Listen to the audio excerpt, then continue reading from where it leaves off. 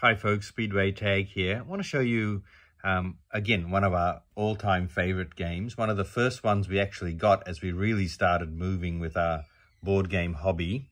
It's Fungi, or Fungi if you like. And it's a German version of a game called Morels, and it's about collecting mushrooms in a forest. This version came out around about 2013 or 14, Morels 2012, so it's around about that time. I tried to get Morels at the time because I thought it would be one that I would like, and the German version, Fungi, was the only one available. And to be honest, I am thrilled that we ended up getting this version of the game. I find the artwork is better in Fungi as opposed to Morels. It's just exactly the same game, but I just like the style of the artwork on the cards in this version. Slightly more pronounced, brighter, more contrasted, I guess, whereas more of a pastel-y look on Morels. But yeah, absolutely, we've loved this game for now almost a decade and still play it regularly. It's a fabulous little set collection game. For us, it was almost like an entry into set collection games. And it's a two-player game. It's going to run for around about 30 minutes most of the time when we play. And again, the theme is fantastic. It's you're wandering through a forest. This line of 8 cards that you set up there. There's your deck.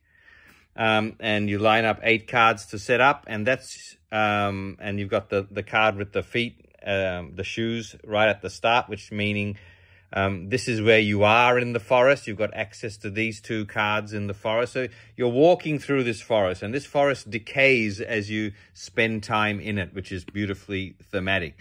You get 3 cards each. You also get a frying pan each. That's for cooking your mushrooms after you collect them, because that's how you're going to get your points, how you're going to score in this game. There's a deck of night cards where each mushroom in that deck is worth 2. And you've also got a deck of sticks, which allows you to search deeper into the forest on your turn. And of course, the main deck, which I think has got about 85 cards in it. There's baskets. As I said, moon cards allow you to go into the moon deck. There's poisonous mushrooms. There's pans. There's the whole lot here, okay?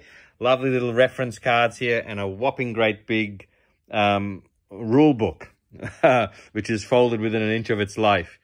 The way the game goes is it's quite simple, even though I'm about to say you've got a choice of 1 of 5 actions each turn. What you're trying to do is collect groups of the same mushroom and then put them in a pan that you've either already got down or you've got in your hand and score them, basically. And that's what you're trying to do. You're just trying to collect the sets of the mushrooms and away you go. Okay, so on your turn, one of the actions you've got, your option is just to take a card from the forest. Okay, so the 2 cards at the front where your feet are for free. If you want to take cards further down in the forest, you have to have a stick, right? That's the deck of sticks. You've got to have a stick card to be able to spend to go further into the forest. And I'll show you how to get stick cards later, because that's another action. But the first action is just to take a card. So if you had a stick now and you wanted to use it, if you spent 1 stick, you could go 1 step further in. If you spent 3 sticks, you can go 3 steps further in and get that card, and so on. So you either use your sticks to take a card now, or you just take one of the free cards there. And based on what I'm collecting here, I've got now the names on these cards are the scientific names. The rule book does give you the simpler names, but I'm collecting I know these are Morels, okay? And I'm collecting these. There's only 3 of these in the entire deck, as you can see by that number. And right in front of me in the forest is a Morel, of all things, which is very rare. So I'm very likely going to take this card for free and put it with this card and start building up my set, okay?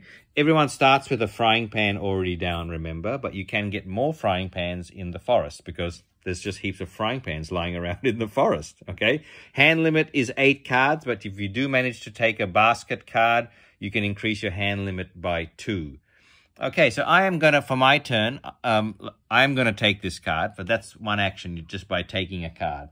A second action is actually spending two or more identical mushrooms to get a stick card. Remember, I said you need sticks to go further into the forest. So if I had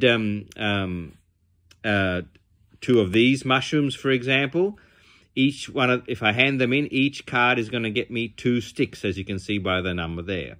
Okay, so that's what I might do if for another action to sell your mushrooms to get sticks.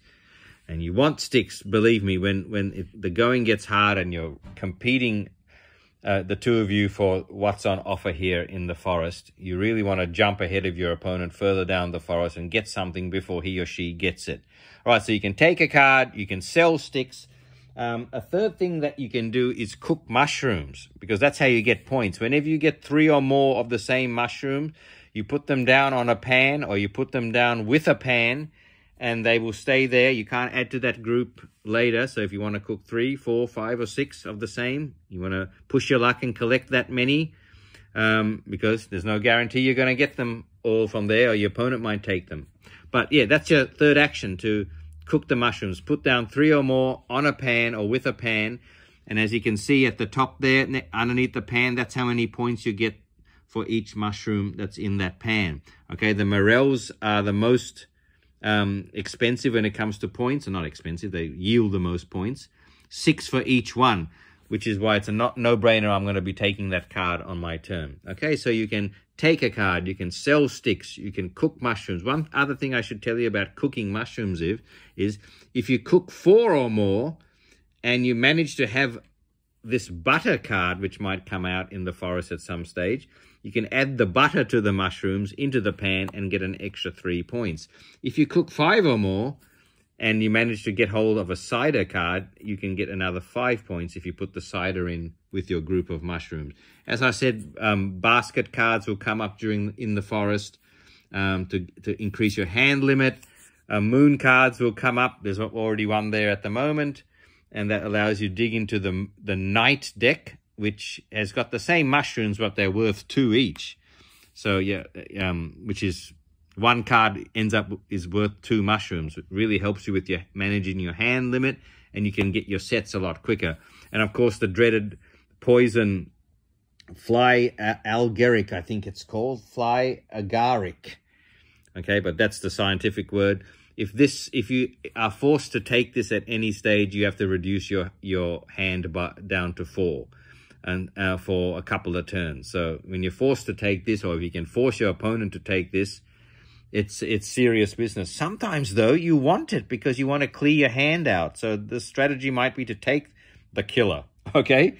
All right. So that's so the actions are take a card, sell for sticks, cook mushrooms. A fourth thing that you can do is put a pan down in front of you for later. Get it out of your hand to free up your hand limit.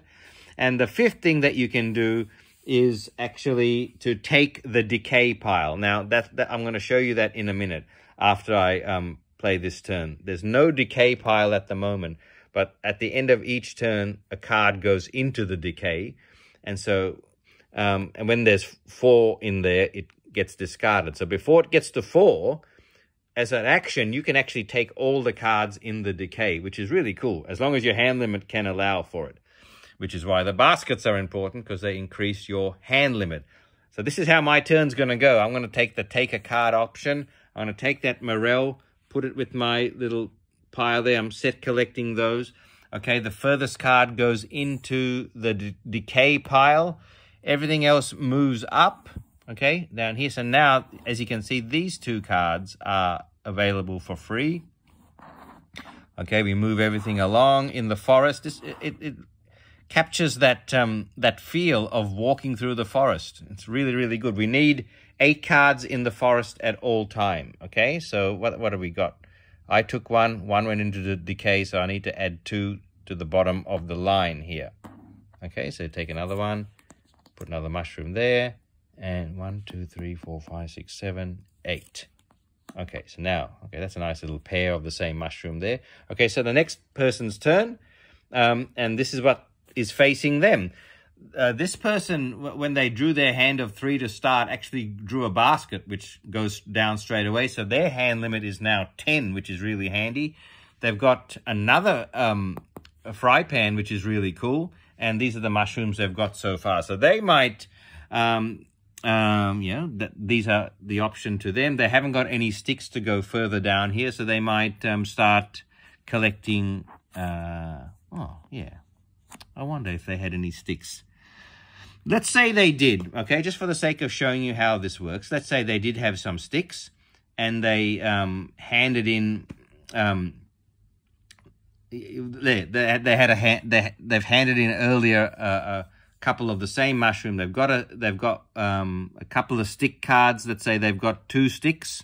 Okay, let's add 2 of these stick cards. They'd hand them in, and they can go further down the forest like that, and 1 for each stick that they had, and take that card. When you take a moon card, you discard it, but you get to draw from the moon deck, the night deck, which is much, much better because every card you get here is actually worth 2.